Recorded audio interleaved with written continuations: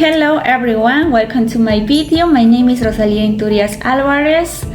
In this video, I will be talking about auxiliary verbs, verb to be, verb to do, and verb to have. Let's start with the verb to be. Structures of the verb to be. To form the present, the verb to be has three forms. The first person singular is am. The second person singular plural is are. The first person plural is also third person plural and the third person singular. To form the past, the verb to be had two forms. The first person singular, the third person singular is was. The second person singular and plural, the first person plural, the third person plural is were. The present participle of the verb to be is being. The past participle of the verb to be is being. The verb to be has three different types of functions: a linking verb, auxiliary verb, and modal verb. Function as a linking verb.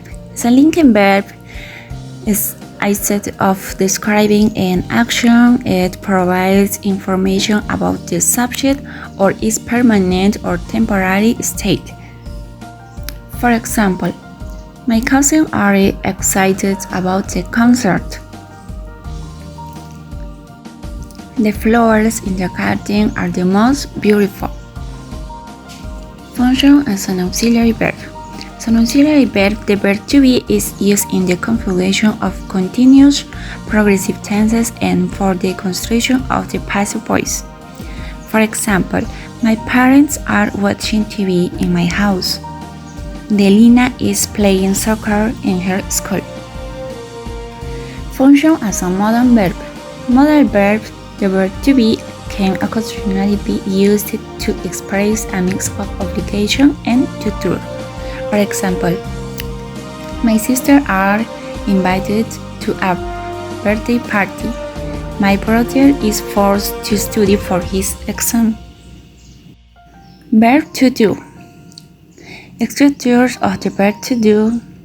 In the present, the verb to do has two forms. Does is the third person singular, and do any other subject. In the past, the verb to do has only one form, is did. The present participle of the verb to do is doing. The past participle of the verb to do is done. The verb to do has two different types of functions: main verb and auxiliary verb. Function as a main verb. As a main verb, the verb to do expresses the event of carrying out an action and can be used in the place of a more specific verb. For example, I do my homework every afternoon, and we did a lot of research for the journal projects. Function as an auxiliary verb. As an auxiliary verb, the verb to do have is used in the construction of perfect tenses. For example, she doesn't understand the homework. I do need your help with in my exam. Verb to have. Structure of the verb to have. In the present, the verb to have has two forms. Has is the third person singular, and have any other subject. In the past, the verb to have has only one form, is had. The present participle of the verb to have is having. The past participle of the verb to have is had.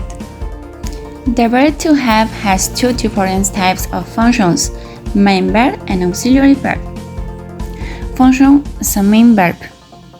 As a main verb, the verb to have expresses ownership, acquired possession of characteristics or entitlement, obligation, or permission assigned by someone.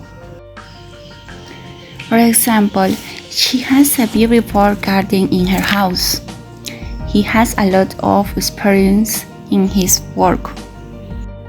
Function as an auxiliary verb. As an auxiliary verb, the verb to have is used in the construction of perfect tenses. For example, they had planned to go on a trip but the weather changed. She has written 5 books for me.